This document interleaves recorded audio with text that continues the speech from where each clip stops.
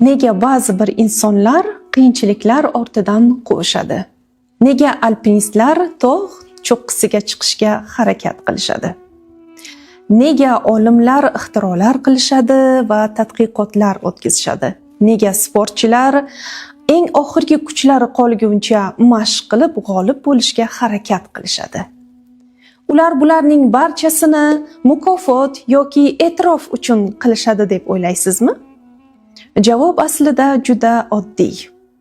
Bu qiyinchiliklar ularning ortidan keladigan rohatga arziydi.